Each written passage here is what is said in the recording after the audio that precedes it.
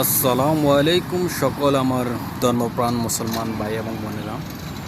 আমি একটা বিশেষ কথার জন্য কথাগুলো সবাই শুনবেন। বিশেষ কথা বলবো, জুম্মার দিন যখন বৃহস্পতিবার রাত্রে আর কি ফজর, যখন জুম্মার ফজর নামাজ পড়লাম, নামাজ আদায় করলাম, পুরো মসজিদ খালি ছিল।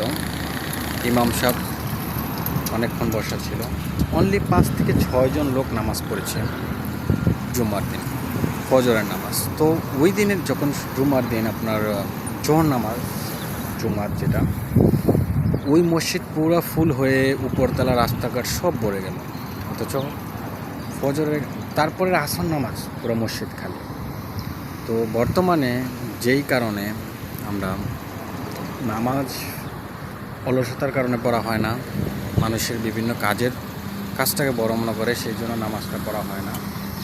তো সবাইকে উচিত 5 ওয়াক্ত নামাজ আদায় করা। মুসলমান একজন হিন্দু এবং মুসলমানের ভিতরে ডিফারেন্স, মানে শনাক্ত করা যায় যে আমি মুসলিম, আমি 5 ওয়াক্ত নামাজ থাকবে আমার ভিতরে। একজন হিন্দু স্বাভাবিক সে কোনো নামাজ কালাম পড়ে না, তারা পূজা করে। সো প্রত্যেকটা নর নারীর উচিত 5 ওয়াক্ত নামাজ আদায় করা। এবং বর্তমানে অনেক সুন্দর সুন্দর মসজিদ করা হয়, কিন্তু নামাজের মানুষ হয় না, মানুষ পাওয়া যায় না। এটা অন্তত দুঃখজনক বিষয়। তো সবার উচিত নামাজ কালাম পড়া। আর সবচেয়ে বড় ব্যাপার হচ্ছে পাপ বেশি, যার যত পাপ বেশি, গুনাহ বেশি, তত ভালো কাজ থেকে, আল্লাহর পথ থেকে মানুষকে দূরে ঠেলে নেয়।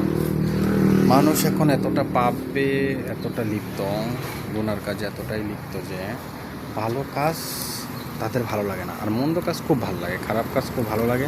খারাপ কাজকে, নিন্দনীয় কাজকে তার খারাপ লাগে না। যেটা গুনার কাজ তার কাছে মনে হয় না যে এটা গুনার কাজ, তার বলতেছে সবাই করতেছে, মানে এরকমটা ফিল করে যে সবাই করতেছে, ঠিক আছে। সো সবাই যদি জাহান্নামে যায়, আমরাও কি যাব?